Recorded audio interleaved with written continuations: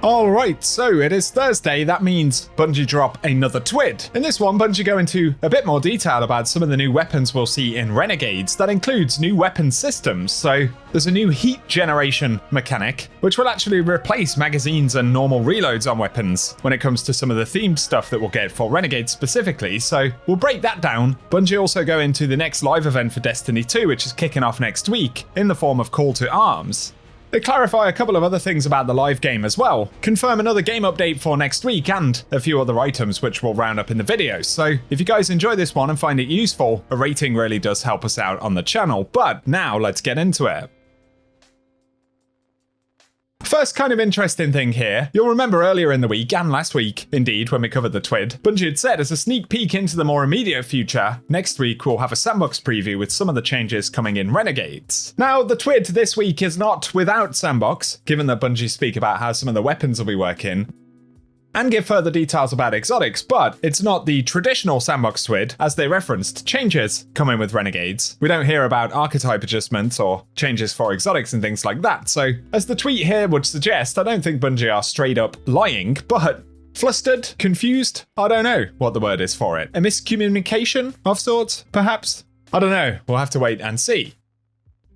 But getting into the TWID itself, firstly, they do touch on Call to Arms, and they say, next week, Devrim K, the EDZ scout and a gentleman of well-defined taste, will come to the tower for the first time on a mission rallying Guardians to obtain the best gear and build up their power. During the Call to Arms event, you'll be able to attune event weapons to obtain the role you've been seeking, with a chance to receive their holofoil variants. And there will be dedicated holofoils for Call to Arms specifically, as far as I remember from looking at the database. On top of that, we'll be able to claim daily powerful gear from different activities, and receive new lawless vouchers containing a random assortment of new Season 28 gear and other items. There'll also be a competition where you can compete against other Guardians to receive prestigious rewards.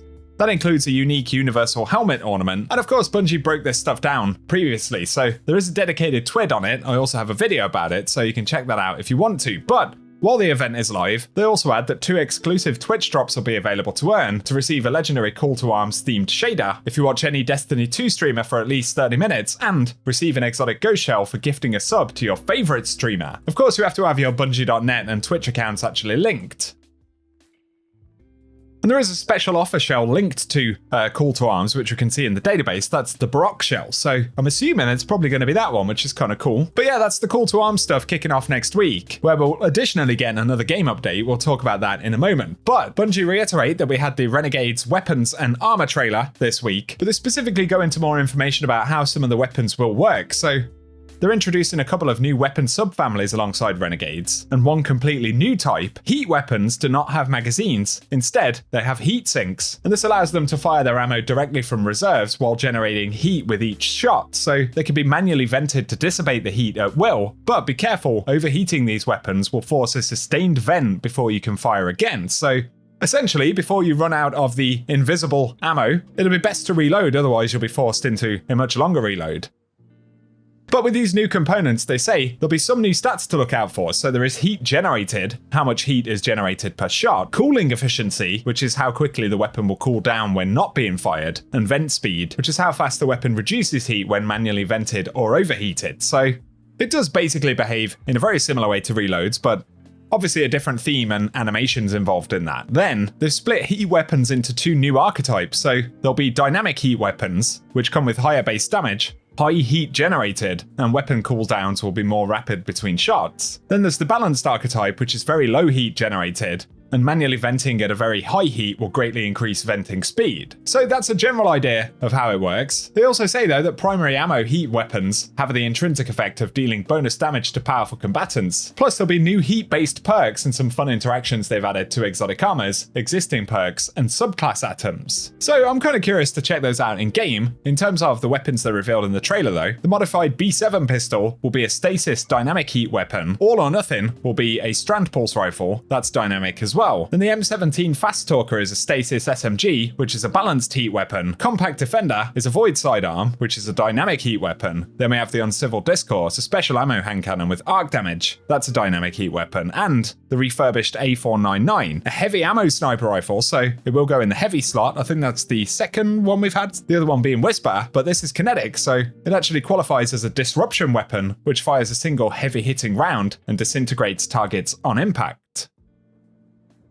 So there we go, that's a better description of how these weapons will work, some of the archetypes, and a general slight preview, I guess. Then they give the bulkier descriptions for the exotic armor, so for the Hunter's Fortune's favor, after landing a final blow while at full health, or when out of combat for an extended duration, your shield will recharge into an overshield, and when you have the overshield, weapons gain increased accuracy, stability, handling, and damage against combatants, and final blows will grant a short period of increased mobility once the overshield is depleted. Then looking at the other weapons, we get the Praxic Vestment for Titans, and we gain an air move jetpack. Weapon and arc-powered melee final blows build up jetpack fuel, and we can activate the jetpack while airborne with a forceful blast that exhausts nearby enemies, then fly forward based on the amount charged, and collide with a combatant to unleash a blinding blast of arc energy and gain a temporary bonus to the melee stat. Otherwise, for the Warlocks, we have Domo Suffusion, and while a Strand Super is equipped, Casting Rift will suspend nearby combatants. Suspend deals damage over time, healing you in the process. And enemies who break free from suspension suffer additional damage, then defeating suspended targets heals you a moderate amount. We did mention those descriptions the other day, but in case you miss them, there they are.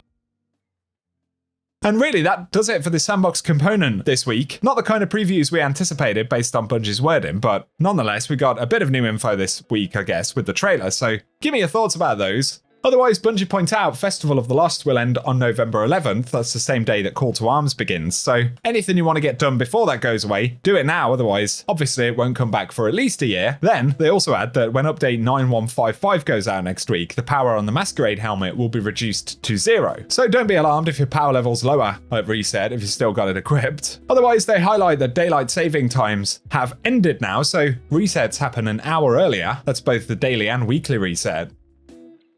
They also point out that the Liminality Strike is currently disabled, and that the Sparrow in Desert Perpetual cannot be earned. Not sure what's going on with that. Otherwise, there are some festival-related ones, but I suppose they're not particularly relevant at this point because they're not going to be fixed.